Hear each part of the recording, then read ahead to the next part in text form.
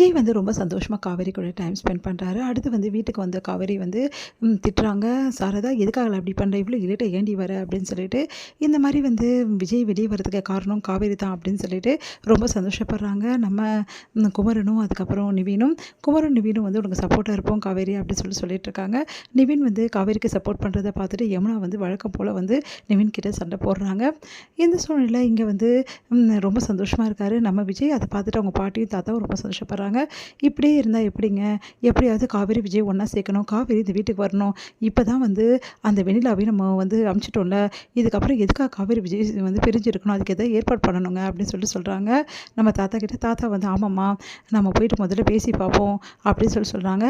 பேசினா வந்து ஒத்துப்பாளா சாரதான? ஒத்துக்க தான் வைக்கணும். வேற வழி கிடையாது. அவளுக்கு என்ன ஒரே பிரச்சனை?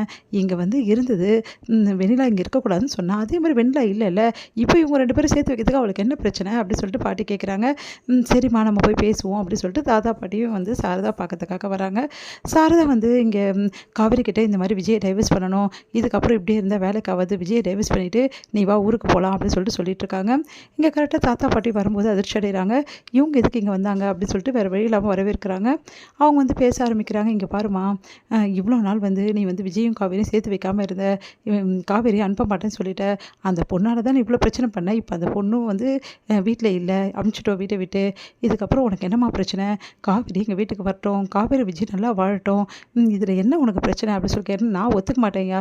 அந்த பையன் எப்போ வந்து என் பொண்ண வந்து இந்த மாரி அக்ரிமெண்ட் போட்டு வந்து கல்யாணம் பண்ணாரோ, அப்பவே எங்க மான மரியாதை எல்லாம் கெட்டு போச்சு. ஊர்ல இருக்கவங்கலாம் உங்க பொண்ணு அக்ரிமெண்ட் போட்டு தானே குடும்பம் நடத்துறான்னு சொல்லுவாங்க. இதெல்லாம் எங்களுக்கு தேவையா? அப்படி சொல்றாங்க. நீ சொல்றதெல்லாம் கரெக்ட்டு தான்மா. நாங்க இல்லன்னு சொல்லல. காவேரி, விஜய் ஒண்ணா சேர்றதுக்கு அப்ப என்னதான் வழி? இல்லையா? இது சரிப்படாது.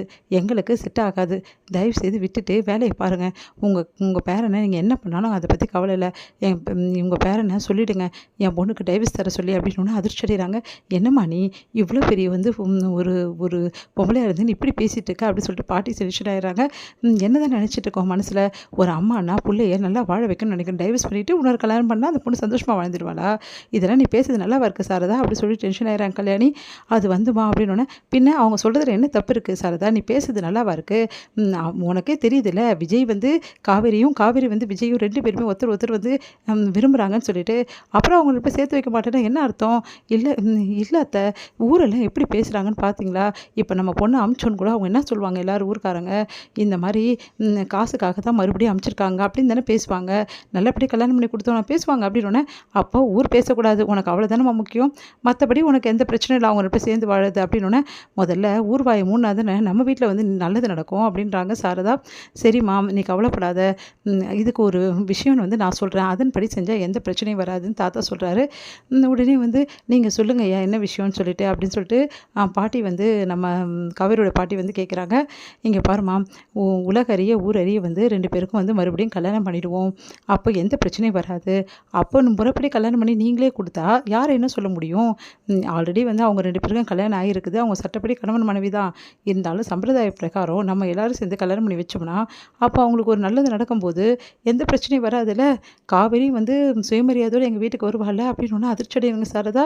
இதெல்லாம் எப்படியா ஒத்து வரும் அப்படின்னா, அதெல்லாம் ஒத்து வருமா? நீங்க யோசிச்சு சொல்லுங்க. விஜய்க்கும் காவேரிக்கும் நல்லபடி கல்யாணம் பண்ணுறதுக்கு ஏற்பாடு பண்ணிடலாம். அப்புறம் அவங்க 2 பேரும் ஒண்ணா இருக்கட்டும் அப்படின்னோன, இது எல்லாத்தையும் காவேரி கேட்குறாங்க. காவேரிக்கு சந்தோஷம் தாங்க முடியல. அப்படியே ஓடி வந்து தாத்தா அப்படி சொல்லிட்டு ஆசீர்வாதம் பண்ண நல்லா இருமா அப்படின்றாங்க. பாட்டின்னு சொல்லிட்டு கட்டிக்கிறாங்க. இதெல்லாம் பார்த்து சாரதாக்கு ஒண்ணும் புரியல. அப்போ காவேரிக்கு இதில விருப்பம் இருக்கா? அப்படி சொல்லிட்டு சாரதா யோசிக்கிறாங்க.